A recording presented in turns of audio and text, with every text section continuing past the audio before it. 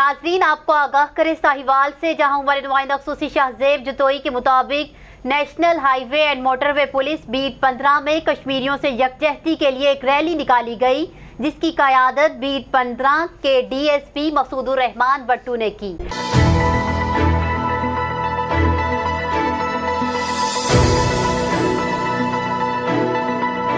उन्होंने कहा कि मज़लूम कश्मीरियों पर जारी भारतीय जुल्म-ओ-सितम आलमी ज़मीर की बेहसी की दर्दनाक मिसाल है, जिसे फौरी रोका जाना चाहिए।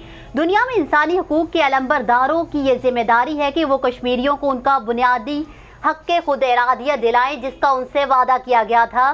कश्मीर पाकिस्तान के साथ तिजारती, सकाफती, मजहबी और माशरती रिश्तों के अटूट बंधन में बंधा हुआ है, जिसे दुनिया की कोई ताकत जुदा नहीं कर सकती।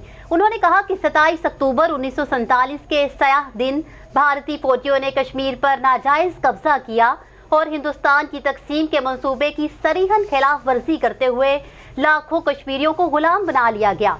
जरूरत इस अमर की है कि आलमी ज़मीर को झंझोड़ा जाए। रैली में national highway and motorway police beat 15 के तमाम अफसरान, पंजाब पुलिस, सिविल सोसाइटी और ताजर बरादरी ने बड़ी तादाद में शिरकत की।